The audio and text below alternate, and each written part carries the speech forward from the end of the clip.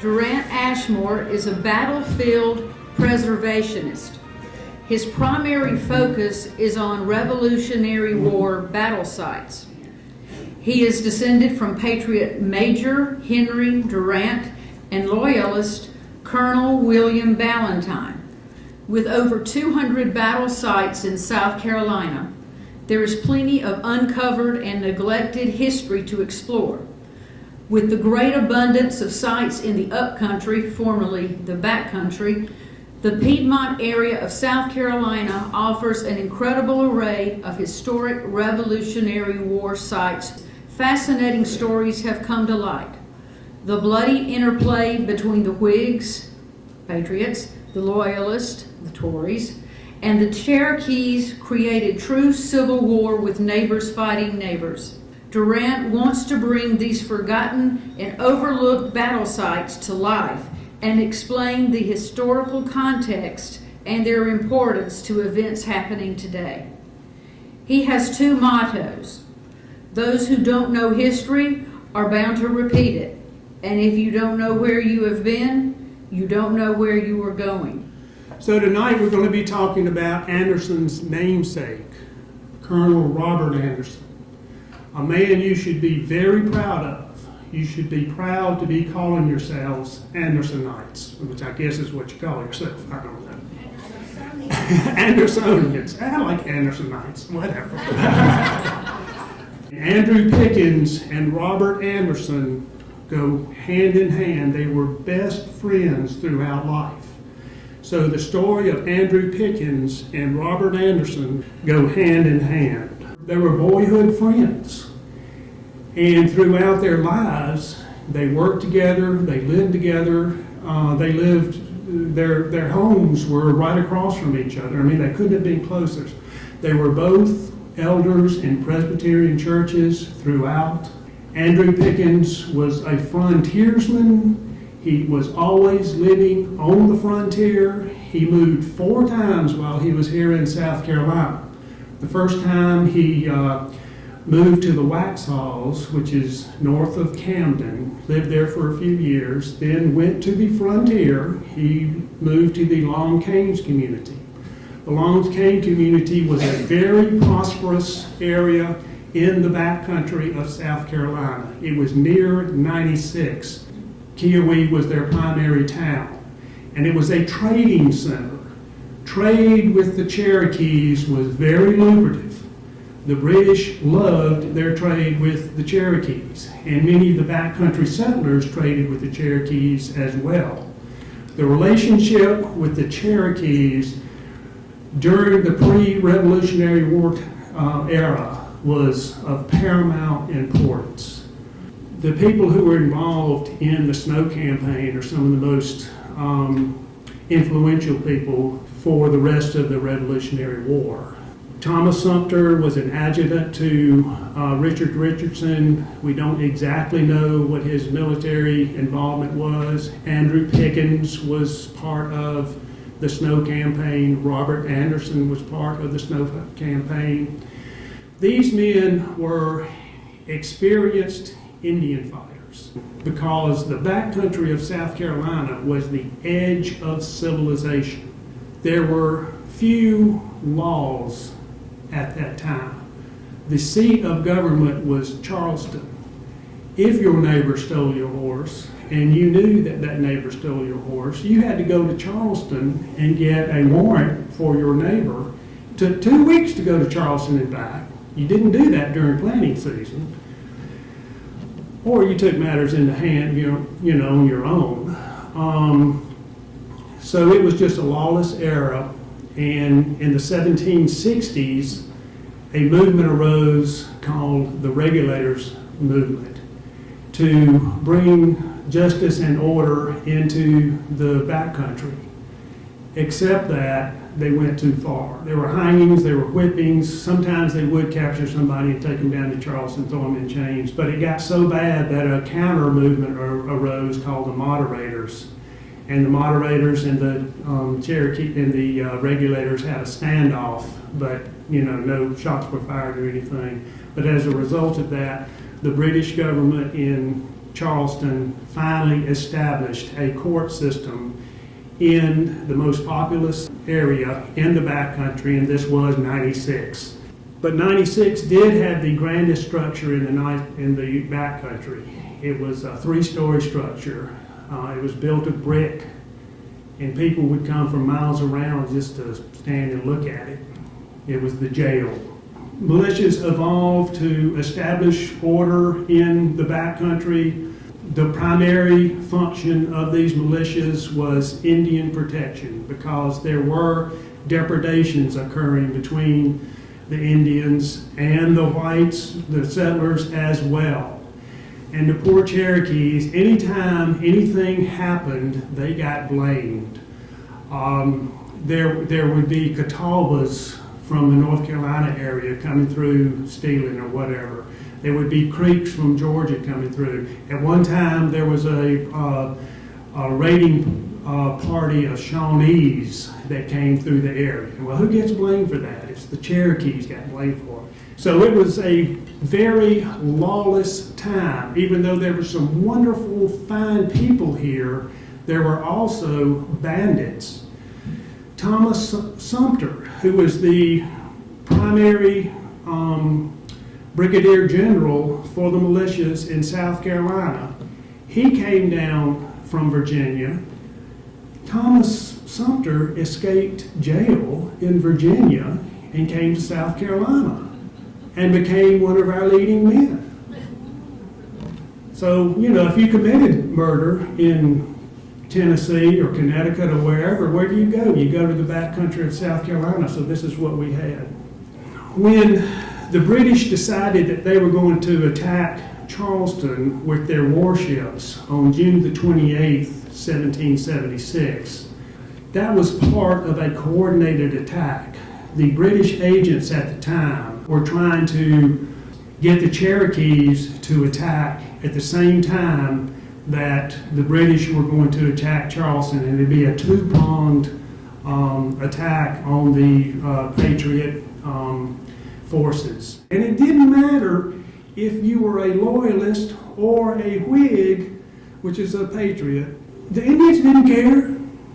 Every night that these people went to bed, they did not know if there's going to be a flaming arrow lodged in the roof of their house. The bravery of these pioneers is just incredible. And the brutality of what happened during this period is incredible as well. They marched down the Reedy River and then crossed over to Raven Creek, where they attacked Fort Lindley.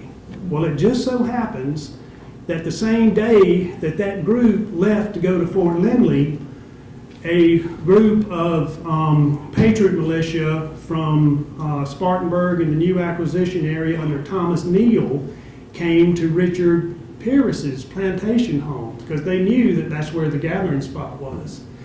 And that was the day that Richard Pierce's plantation and all his belongings were burned to the ground.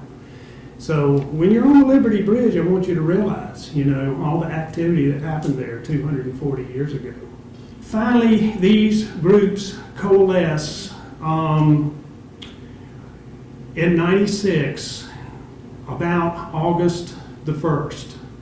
It's General Andrew Williamson, leading military man of the 96th District. His second in command is Andrew Pickens. Third in command is Colonel Robert Anderson. So this group goes into Cherokee territory. They have a intelligence that tells them that Alexander Cameron was close to where Clemson University is right now. It was a Cherokee settlement called Seneca, which the name Seneca, the town Seneca, is derived from this. It was on the Seneca River, and they were on a night march. It was 1 o'clock at night. Andrew Pickens was in the rear of the column. What Andrew Pickens knew from his experiences fighting the Cherokees in the first Cherokee War was, you don't sit back and fire at the Cherokees when they're attacking you.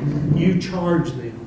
And finally, he worked his way up to the front, and he charged the Cherokees who had ambushed him, ambushed the column, and they dispersed. That was one of the first battles of the Cherokee War of 1776.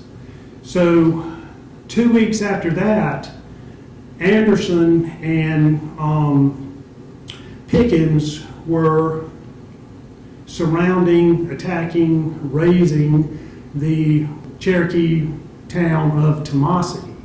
Pickens and Anderson had 60 men. They burned the town. They trampled the cornfields. They burned the cornfields. They shot the horses. They shot the pigs. This was what they found out they had to do to subdue the Cherokees. This is the only way that the First Cherokee War was won, when they completely, wiped out the Cherokee way of life. They chastised. They call it chastise. We chastised the Cherokees. And Pickens saw a Cherokee running through a field by himself.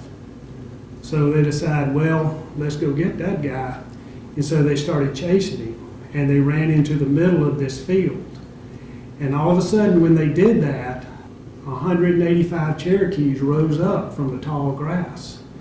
And Pickens' 25 men were completely surrounded by this 185 Cherokees. And Pickens quickly organized his men into an inner and an outer ring, with the outer ring firing while the inner ring was reloading, and vice versa.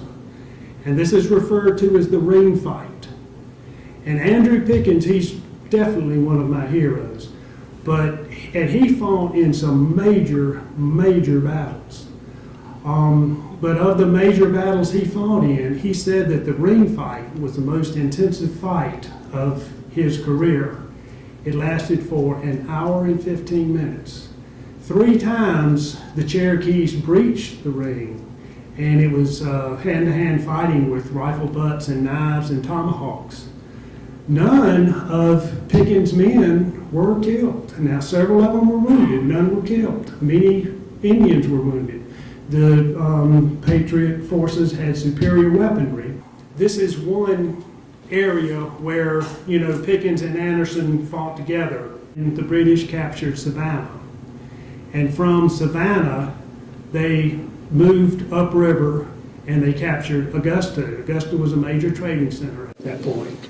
And Andrew Pickens, being close to, Augusta, he was heavily involved in observing, what's going on with the British forces in Augusta and so forth. And Robert Anderson was right there with him during this time. So that engendered loyalist hope in the backcountry, and a fellow named John Boyd started raising loyalist forces throughout North Carolina and South Carolina to join with the British forces in Augusta. He raised 700 men and started marching them down to join with the forces in Augusta. Pickens was in the field, Robert Anderson was in the field. Now, this is actually one of the few times that Robert Anderson had independent command. The Tories came down to cross the Savannah River at a spot called Cherokee Ford. There were actually stepping stones across the river that you could cross in low water. And if the water was higher, then you could ferry across. But there was a blockhouse at Cherokee Ford. Boyd says, well, I'm not going to cross here. I'm going to go upstream and see where I can cross. And so he went upstream to a place called Van's Creek. It's about 5 or 6 miles upstream, and he started crossing there. But Robert Anderson knew he was crossing, and he was shadowing Boyd's group. Now, Boyd's got 700 men. Robert Anderson has 80. But so, they're all marching upstream along the Savannah, and Boyd's men start to cross before Robert Anderson's men, get in front of them and prevent the crossing. But there is a battle that occurs. And it was an inconclusive draw. It was an inconclusive battle except for one thing. It was basically a defeat for Robert Anderson, but it was a tactical defeat, but it was a strategic victory because Boyd never joined up with the British in Augusta. And if he had, that would have been a big thing. A couple of days later, Boyd is moving around, still trying to get to Augusta, when he runs into Andrew Pickens' force of 400 men versus 600 men. And the Battle of Kettle Creek occurs in Georgia, and it was a horrendous defeat for the loyalist forces. And John Boyd was killed during that battle, and several of the toys were captured. The others were stragglers. Some of them actually made it into the British lines. But during this time, when Robert Anderson was keeping Boyd from joining with in Augusta, the British decided it's a little too rough for them around there, and so they left anyway. They went ahead and left, and that's due to Robert Anderson's actions there. General Andrew Williamson, who defeated the Cherokees, chastised the Cherokees, he surrendered. He surrendered at 96. Andrew Pickens surrendered. Robert Anderson surrendered. They sought British protection. They thought that the British could keep the Cherokees from further depredations. They were tired of the Civil War that was happening in the backcountry of South Carolina. They wanted peace. It was dark days. Gates came down. He was defeated at Camden. Horrible defeat. Charleston was a bad defeat. Camden was worse. Fishing Creek occurred. That was terrible. The Battle of Musgrove Mill occurred. Musgrove's Mill was the turning point. Kind of ticked off Lord Cornwallis. And he gave his subordinates permission to apply rigor to the Patriot forces. Bannister Tarleton went on a tear, burning plantations, and they went to Andrew Pickens' place, and they plundered his place. They took every movable piece of furniture from the house. They abused his family, and Andrew Pickens didn't like that at all. They did not burn his house down. That's the only thing they didn't do. But Andrew Pickens felt, rightly so, that the British had violated their promise to him. He had promised to lay down arms if he had British protection. Well, if they're going to be plundering his house, that's not protection. So he told them, he says, I'm going back to the field and I'm going to become, active again. Robert Anderson commanded a regiment of men, well over 100 men, in the Battle of Cowpens and performed extremely well. Not too much later than that, Pickens and Anderson were at the Battle of Eutaw Springs. Again, Robert Anderson handled his men with honor. Anderson only had, one really independent command and battle. He was there. He was solid. There was never one single negative thing said about Robert Anderson throughout, and there were a lot of negative things said about everybody else. He did a great job. He is a person that the county of Anderson and the city of Anderson should really be proud of. They started out life in Virginia side by side. They moved to Long Canes community side by side. They're buried in the Old Stone Church Cemetery side by side. And even today, Pickens and Anderson are side by side. In 1826, the Pendleton District was regarded as too big a district to maintain, and it was divided in half, with Pickens County and Anderson County side by side.